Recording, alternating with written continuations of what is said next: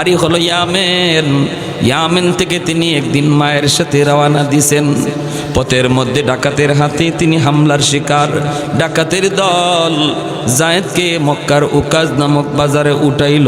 ওই বাজার থেকে আম্মাজান খাদিজাতুল কুবরা রাদিয়াল্লাহু তাআলা আনহা কিনে নিলেন।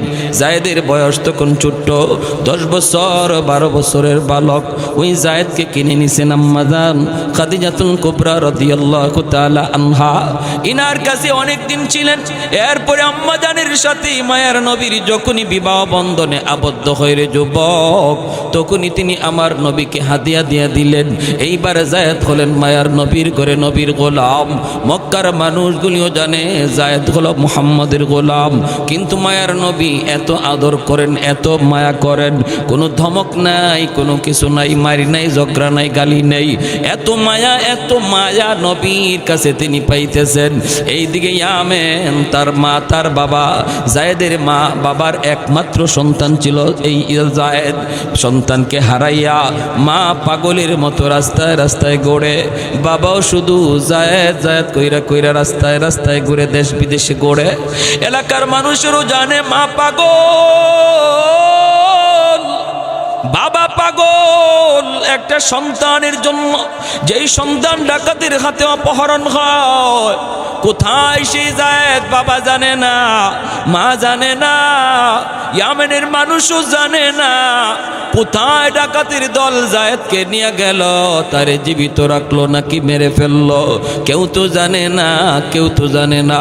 ওই অবস্থায় কিছু মানুষ তারা ইয়ামেন থেকে মক্কায় আসলো হজ করার জন্য। হঠাৎ করে নবীর কাছে একটা বালক দেইকা, এই সময় তো যায়েদার বালক না, তিনি প্রায় বালক থেকে আরো একটু বড় যুবকের প্রায় কাছাকাছি হয়ে গেছেন। হারাইছেন ভাইয়েরা 10 বছর 12 বয়সে।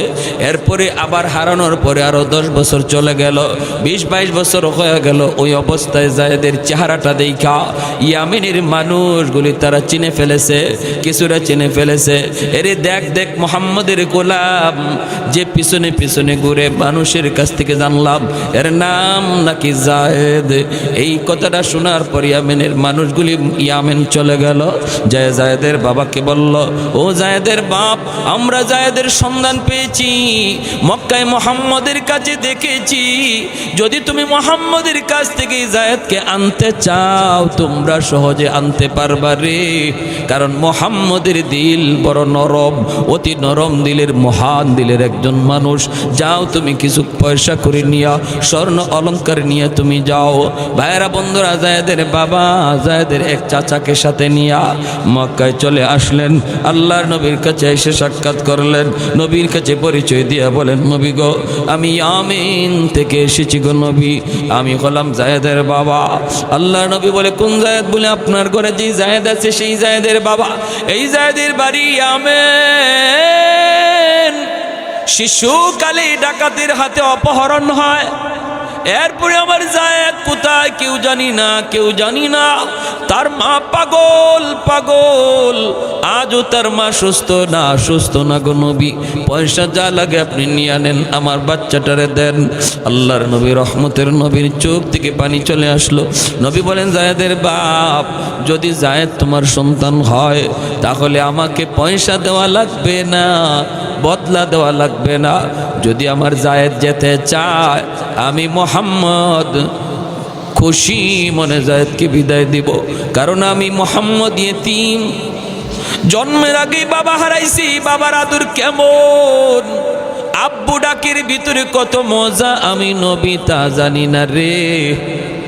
অতএব যাও, যায়েদ যদি বাপ মার কাছে যেতে চায় আমার কোনো বাধা নাই। নবী ডাক দিলেন যায়েদ। পাশের রুম থেকে যায়েদ ইবনে হারেসা তিনি আসলেন। আইসেই তিনি দেখেই চিনে ফেলেছেন বাবারে, দেখেই চিনে ফেলেছেন চাচাকে। নবী বলেন, যায়েদ তুমি কি চিনছ? যায়েদ ইবনে হারেসা বলে, নবী গো, চিনছি, ইনি আমার আব্বা, ইনি আমার চাচা। এই বইলা দৌড় দিয়ে গিয়া বাবা সন্তানকে বুকে জড়ায় নেয়। চুমুকায়, গালে চুমুকায়, অশ্রু জোরে সন্তান কাঁদে, বাবাও কান্দে। হারানো সন্তান ফিরে পাওয়ার পর একই অনুভূতিটা হয় শুধু ওই বাপ মা জানে, পৃথিবীর আর কেউ জানে না রে গোলাম। সন্তান যদি হারায় যায় এর ব্যথাটা কেমন হারানো মা জানে, হারানো বাবা জানে, আর কেউ জানে না। আল্লাহ নবী রহমতের নবী মনে খুব খুশি, যাক আমার জায়েদ বাবারে পাইছে, মারে খুঁজে পাইছে। হ্যাঁ, আমার জায়েদ তার বাবারে পাইছে, মারে খুঁজে পাইছে। নবীর মনেও খুশি। আল্লাহ নবী কয়, জায়েদ তোমার মা তোমার তালাশে তালাশে পাগল হয়ে গেছে রে বাবা, যাও তুমি মায়ের কাছে যাও, বাবা আসছে তোমাকে নেওয়ার জন্য, তুমি চলে যাও। যেই মাত্র নবী বলতেছে জায়েদ তুমি চলে যাও, জায়েদ তো নড়ে না চড়ে না, একটা কদমও সামনে দেয় না, যেখানে দাঁড়ানো সেখানে দাঁড়ায় আছে, মাথাটা নিচের দিকে দিয়ে আছে। ওই অবস্থা আল্লাহর নবী কয়, জায়েদ তুমি কি তোমার বাপ মার কাছে যেতে চাও না? যদি তুমি যেতে চাও আমি নবী কোনো বদলা তোমার বাবার কাছ থেকে নেব না, খুশি মনে তোমাকে বিদায় দেব। আর যদি আমি নবীর সাথে তুমি থাকতে চাও আমি খুশি মনে আমার কুলে তুলে নিব। সিদ্ধান্ত চলে আসলো যায়েদ ইবনে হারেসার কাছে, বাপ মার কাছে যাবে নাকি নবীর কাছে থাকবে। এইবার জায়েদ মাথার নিচের দিকে দিয়ে টপ টপ করে চোখ থেকে অশ্রু ঝরে আর কান্দে আর কই, মায়ার নবী গো, এতদিন যাবত আমি বাপ মা থেকে বহু দূরে, কিন্তু আপনার কাছে আসার পর আমার যে বাবা নাই, আমার যে মা নাই, এই কথা আমি ভুইলা গেছি। কারণ বাবার আদর মায়ের আদর যা আছে গো নবী আমি পুরাটাই আপনার কাছে পাইছি। আমার যে বাবা নাই মা নাই আমি কখনো আমার মনে পড়ে না, মনে হয় না মানুষের ভিতরে যে এত দরদ, এত মায়া, এত মহব্বত, নবী গো আপনার কাছে না আসলে আমি বুঝতাম না। ডাকাতদের হাতে থাকা অবস্থায় আমি মনে করতাম মানুষের চেয়ে জঘন্য আর কেউ নাই, হায়ওয়ানের চেয়েও মানুষ বেশি নিকৃষ্ট। কিন্তু নবী গো আপনার কাছে আসার পর আমি বুঝলাম মানুষ ফেরেশতার চেয়েও অনেক ভালো। ওগো নবীজি আমি সিদ্ধান্ত নিয়েছি আমি আমার বাকি জীবন আপনার কদম জড়ায়া থাকতে চাই। এই কথা বলতেই জায়েদের বাবা দৌড় দিয়ে আইয়া জায়েদের বুকে জড়ায় কয়, বাবা তুই কি কইলি রে? তোর মা তোর জন্য পাগল। কি কইলি বাবা? মায়ের কাছে বুঝি যাবি না? কই বাবা তুমি বিশ্বাস করো বাবা, তুমি কি তোমার সন্তানের শান্তি চাও না, আরাম চাও না? বাবা তুমি বলো না, আমি ছেলে হইয়া কেমনে বাপ মা তাইকা নবীর কাছে থাকতে চাই, বাপ মা চাইরা নবীর কাছে থাকতে চাই। কেমন মায়াটা পাইছি তখনই বাবাও বুঝে ফেলেছে, সন্তানের কপালে চুমু খায়, সন্তানের কপালে চুমু খায় আর বলে, বাজান রে আমার বুঝতে বাকি নাই, মায়ার নবীর দরবারে তুমি কত আরামে আছো, কত শান্তিতে আছো। ঠিক আছে বাবা আমি বাবাও মেনে নিলাম, আজ থেকে তুমি নবীর দরবারেই থাকো, আমরা মা বাবা মাঝে মাঝে ইয়ামেন থেকে তোমাকে এসে দেখে যাব। এই যায়েদ ইবনে হারেসা মুতার যুদ্ধের 1 নম্বর সেনাপতি। আল্লাহ নবী কই, যায়েদ যাও বিদায় নিয়ে আসো। যায়েদ ইবনে হারেসা তিনি নবীর কাছ থেকে বিদায় নিলেন। আমার নবী নিশ্চিত জানেন এই যুদ্ধে যায়েদ শহীদ হয়ে যাবে। এরপরেও নবীজি বিদায় দিতেছেন আর বলতেছেন, যায়েদ তোমার সন্তান উসামার কাছ থেকে বিদায় নিয়ে যাও। উসামার কাছে গেলেন, উসামার বয়স তখন 10 বছর। যায়েদ উসামার কাছে গিয়া চোখের পানি জড়ায় কয়, বাজান বাজান দুনিয়াতে আমার তুমি আর নবী ছাড়া কেউ নাই রে বাবা। বাবা আমি যুদ্ধে যাইতেছি, হয়তো এই যুদ্ধ থেকে বাবা ফিরবো না। তুমি যদি কোনো দিন বড় হইয়া বাবার কথা ইয়াদ করো, শাম সিরিয়ার রাস্তার কিনারায় বাবার কবর তুমি খুঁজে নিও। সাহাবায়ে কেরাম নিজেদের কবর বানাইছেন চীনে, আফ্রিকায়, পৃথিবীর দেশ দেশান্তরে যার যার কবর বানায় নিয়েছেন। 1.5 লক্ষ সাহাবায়ে কেরাম মদিনায় আমার নবীর মক্কায় সেই বিদায় খোঁজার বাসনে ছিলেন, কিন্তু কবর মক্কা মদিনায় পাওয়া যায় মাত্র 10,000। 1 লক্ষর উপরে সাহাবী নিজের কবর নিজের গ্রামে নিজের এলাকায় বিবি বাচ্চার কাছে বানাইতে পারেন নাই রে।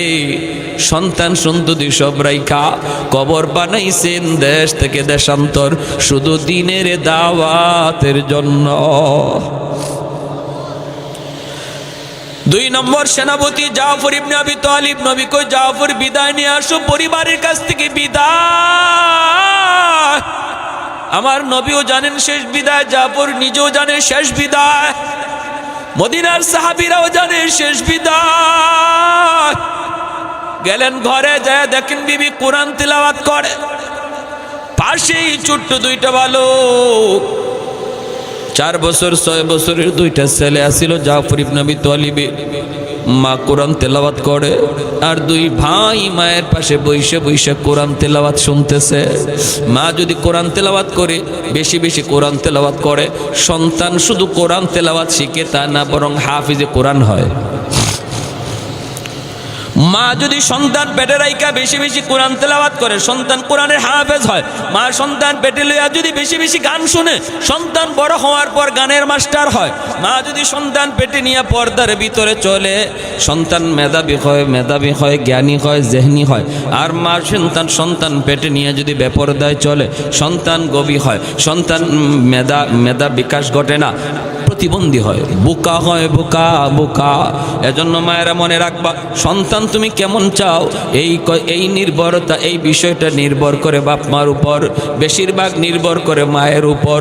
কারণ সন্তান মাকে বেশি টাইম পায়, গর্ভে ছিল তাও মায়ের সাথে, দুধ খাইছে তাও মায়ের সাথে, ঠিক না? দুধ পান করানোর বয়স মায়ের সাথে, গর্ভে ছিল তাও মায়ের সাথে, এরপর একটু বড় হয়েছে তাও মাকেই বেশি দেখে, বাবা বেশি টাইম ঘরের বাইরে থাকে।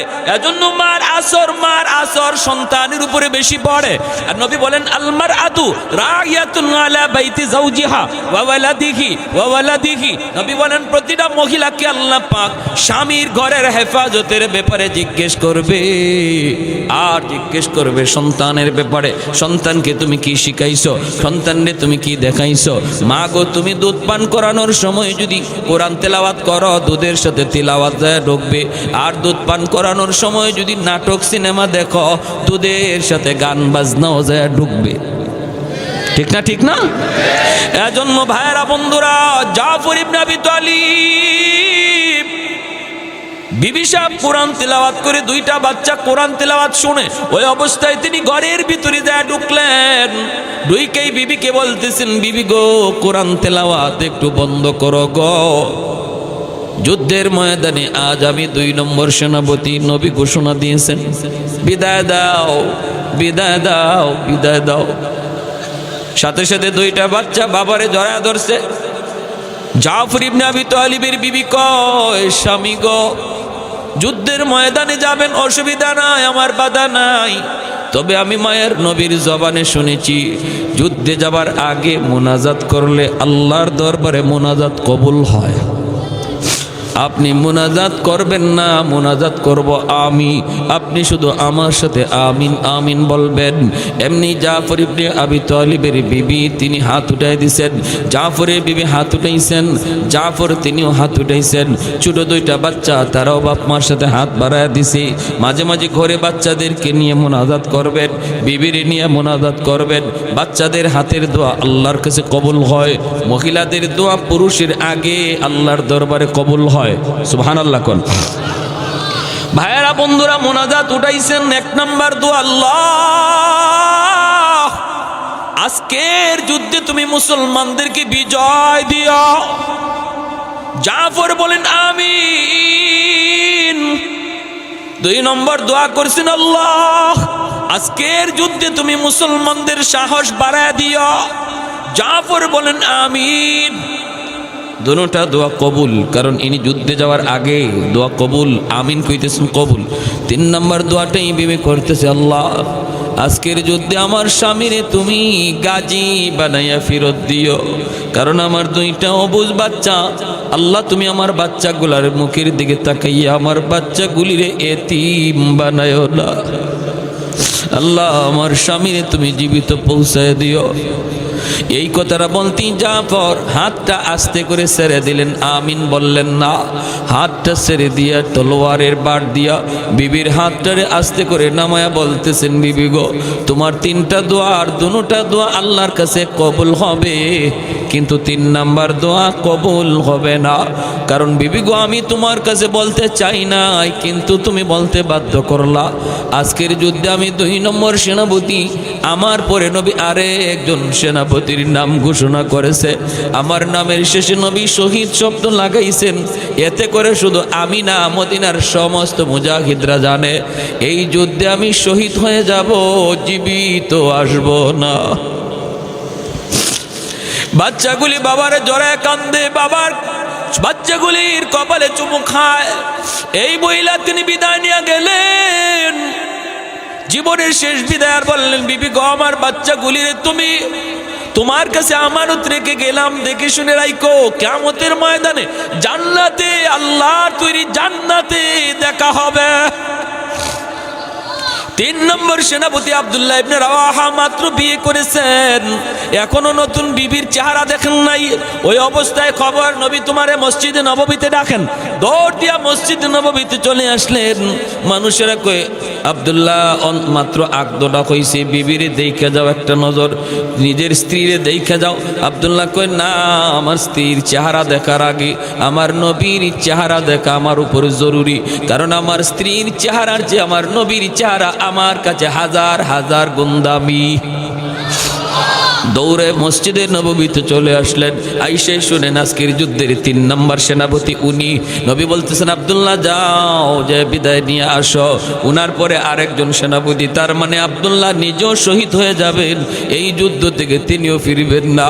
দৌড় দিয়া বাড়িতে গেলেন, যুদ্ধের পোশাক পইরা, ঘোড়ার পিঠে সওয়ার হইয়া ডাক দিয়া বলতেছেন, বিবি গো, ও বিবি, বিদায় দাও, বিদায় দাও, যুদ্ধে যাইতেছি, নবী আমাকে সেনাপতি বানাইছেন। আন্দরের ভিতর থেকে বিবি ডাক দিয়া কয়, প্রাণের স্বামী গো, মায়ার নবী যুদ্ধে পাঠাইতেছেন, আমার কোনো বাধা নাই, কিন্তু আমার একটা ছোট্ট আবদার গো স্বামী, একটা বারের জন্য ঘোড়ার পিঠ থেকে তুমি নামো, নাইমে আমার ঘরে আসো, আমি এক নজর তোমার চেহারাটা দেখতে চাই, যেন কিয়ামতের ময়দানে আমি আমার স্বামীরে দেখলেই চিনতে পারি। আব্দুল্লাহ ইবনে রাওয়াহা ঘোড়ার পিঠ থেকে কয়, না গো বিবি, না, আমারে তুমি দেখো না, আমিও তোমারে দেখবো না, কারণ শুনেছি তুমি অনেক সুন্দরী, যদি তোমার মায়াবী চেহারা আমি দেখি, যুদ্ধের ময়দানে হয়তো তোমার চেহারা আমার চোখের সামনে ভেসে উঠতে পারে, তখন আমার যুদ্ধ করতে ব্যাঘাত ঘটবে। না গো বিবি, আমি তোমাকে দেখলাম না, চিনলাম না, তুমিও আমাকে দেখলা না, চিনলা না, চলে গেলাম, তবে মনে রাখো স্বামী আর ফেরত আসবে না। এই যুদ্ধই তার জীবনের শেষ যুদ্ধ। আল্লাহর তৈরি জান্নাতে আল্লাহ তোমার আমার পরিচয় আল্লাহ নিজে করায়া দিব। কৌনৈন মুখতার খোদা তুমকো বানায়া, कौनैन मुख्तार खुदा तुमको बनाया, उम्मत का निगाहबान खुदा तुमको बनाया, उम्मत का निगाहबान खुदा तुमको बनाया। मौला मेरा आका मेरा रहमत की नबी है, तजदार मदीना है तो माहे अरबी है, तजदार मदीना है तो माहे अरबी है। अशजार ने देते हैं नबूवत के शहादत, तशकीक कमर में है तो अंगुल की इशारात, तशकीक कमर में है तो अंगुल की इशारात। एक तो जोरे शोरे कन्ना अल्लाहु अकबर, मुसलमानेर आवाजे अल्लाहु अकबर। ভাইরা চলে গেলেন তিনজন, যুদ্ধ শুরু হয়ে গেল। আল্লাহ নবী মসজিদে নববীতে বসে বসে জিব্রাইল আমিন টেলিভিশনের পর্দার মতো মুতার যুদ্ধের চিত্র নবীর সামনে তুলে ধরেছেন। নবী দেখতেছেন, আমার জায়েদ যুদ্ধ শুরু করেছি, আমার জায়েদের হাতে ইসলামের পতাকা। এই যে কিছুক্ষণ যুদ্ধ করলো, অনেক দুশ্মনরে জাহান্নামে পাঠাইয়া আমার জায়েদ শহীদ হয়ে গেল। নবী সাহাবীদেরকে বলতেছেন, যারা অসুস্থ ছিলেন পাশে বসা, নবী বলতেছেন এই মুহূর্তে আমার জায়েদ শহীদ হয়ে গেছে। 2 নম্বর সেনাপতি জাফর ইবনে আবি তালিব, ইনি আইসা ইসলামের পতাকা ধরছেন, পতাকা মাটিতে পড়তে দেন না। নবী বলেন পতাকা এইবার জাফরের হাতে। জাফর বীর বিক্রমে যুদ্ধ করতেছে, অসংখ্য দুশ্মনকে কল্লা জমিনে ফালাইয়া সামনে বাড়তেছে। হঠাৎ করে নবী কয় আমার জাফরের ডান হাত দুশ্মন কেটে ফেলেছে। নবী চিৎকার দিয়ে উঠলেন, বাম হাতটাও দুশ্মন পিছন দিয়ে আঘাত করে কেটে ফেলেছে, এরপরে দেহটাও 2 টুকরা করে ফেলেছে। নবীজির চোখ থেকে দর দর করে পানি পড়ে। জাফরের ছোট ছোট 2টা অবুঝ বাচ্চার কথা চিন্তা করে। এমনি আল্লাহ কয়ে, যা জিব্রাইল আমার বন্ধুর কাছে যাও, যা বলো আমার জাফর যে আজকে যুদ্ধের জন্য আমি আল্লাহর জন্য আমার বন্ধুর জন্য 2টা হাত জিহাদের ময়দানে দিয়া দিল, আমি জান্নাতে তারে 2টা পাকা লাগায় দিব। সমস্ত জান্নাতির জান্নাত হবে নির্ধারিত, কেউ কারো জান্নাতে যেতে পারবে না, কিন্তু জাফরের জান্নাত তো নির্ধারিত হবেই, কিন্তু সে যে কোনো জান্নাতে উড়ে বেড়াতে পারবে। আমি তারে এমন 2টা পাখা তারে লাগায় দিব। সেদিন থেকে জাফরের উপাধি নবী দিয়ে দিলেন জাফরে তৈয়ার, উড়ন্ত জাফর। আল্লাহু আকবার। নবী বলেন আমার জাফর কামড় দিয়া পতাকা ধরে রাখছে, পতাকা মাটিতে পড়তে দেয় না। আব্দুল্লাহ ইবনে রাওয়াহা তিনি আইসা পতাকা ধরে টানতেছেন, জাফর কামড় ছাড়েন না। এইবার তিনি ডাক দিয়া বলেন, ও জাফর, এই পতাকা আর কেউ টানে না, অন্য কেউ টানে না, আমি আব্দুল্লাহ তোমার কাছ থেকে পতাকা টানতেছি, যার নাম নবী তোমার পরে আমার নাম ঘোষণা করেছে। সাথে সাথে কামড় ছেড়ে দিলেন, তিনিও শহীদ হয়ে গেলেন। এরপরে মুসলমানের ভিতর থেকে পরামর্শে একজনের সেনাপতি বানানো হয়। তিনি কে? তিনি হলেন খালিদ বিন ওয়ালিদ রাদিয়াল্লাহু তাআলা আনহু, যার উপাধি হলো সাইফুল্লাহ, আল্লাহর তলোয়ার হলো যার উপাধি। ইনি যুদ্ধের সেনাপতি হইয়াই নবী বলেছিলেন 4র্থ সেনাপতির হাতে বিজয় আসবে। তিনি কে? খালিদ বিন ওয়ালিদ রাদিয়াল্লাহু তাআলা আনহু। যুদ্ধের হালচাল বদলায় দিলেন, ডান দিকে যারা ছিল এদেরকে বাম দিকে আনলেন, বামের মুজাহিদদেরকে ডান দিকে নিলেন, সামনে যারা ছিল পিছনে আনলেন, পিছনেরদেরকে সামনে আনলেন। পরের দিন যুদ্ধ শুরু হতেই দুশমনে কয়, হায় হায়, এই অল্প সংখ্যক মুসলমান মুজাহিদ, এদের সাথে আজকে এতদিন যাবৎ যুদ্ধ করে পারি না, এখন দিয়ে দেখা যায় আবার নতুন সৈন্য যোগ দিছে। মূলত নতুন কোনো সৈন্য না, জায়গাটা শুধু বদলায় দিছেন। এরপরে তিনি তলোয়ার হাতে নিছেন। ইমাম বুখারী রহমতুল্লাহি আলাইহি বুখারী শরীফ জিলদে সানি কিতাবুল মাগাজিতে বলেন, হযরত খালিদ বিন ওয়ালিদ রাদিয়াল্লাহু তাআলা আনহুর হাতে মুতার যুদ্ধে 9 খানা তলোয়ার ভাঙছে। তলোয়ার হাতে নেন আর ভাঙ্গে, এক একটা গোরানি এমনে দেন, শয়ে শয়ে দুশ্মনের কল্লা জমিনে আলাদা হয়ে পড়া যায়, শয়ে দুশ্মনের কল্লা জমিনে পড়া যায়। এইভাবে এত বড় ঐতিহাসিক বিজয়। মাত্র 3000 দুশ্মন ছিল 2 লক্ষ। সমস্ত দুশ্মনে কচুকাটা কইরা বাকিরা ভয়ে ময়দান পালাইয়া এই যুদ্ধে মুসলমানের বিজয় চলে আসলো রে ভাই। এজন্য বলতেছিলাম সাহাবায়ে কেরাম নবীকে মহব্বত করেছেন কিভাবে? কয় নবীর আদেশ মাইনা, নবীর কথা মতো চইলা, নবীর রং দইরা জীবন যাবে কি থাকবে সেদিকে খেয়াল করেন নাই, কিন্তু একটাই শুধু মানছেন, আমার জীবনের কিবলা হবে মুহাম্মাদুর রাসূলুল্লাহ। প্রত্যেকে আমরা আমাদের জীবনের কিবলা মুহাম্মাদুর রাসূলুল্লাহ বানাইতে কারা কারা রাজি? একটু হাত উঠে আল্লাহকে দেখাও। আল্লাহ তুমি প্রতিটা হাতকে কবুল করো। জীবনের ছোট বড় সব কাজ আমরা উলামায়ে কেরামের কাছ থেকে জানবো। সুন্নত তরিকা কি, আমার নবীর তরিকা কি, আমার নবী কিভাবে করছেন, যাই না আমরা ছোট হোক বড় হোক এই কাজটা করব। ইনশাআল্লাহ আল্লাহ আমাদের উপরে রাজি হয়ে যাবে। আল্লাহরে যতদিন পর্যন্ত রাজি না করব আমাদের দুর্দিন যাবে না, আমাদের সুদিন ফিরবে না, ঠিক কি না? আল্লাহ আমাদেরকে তৌফিক দান করুন। ওয়া আখির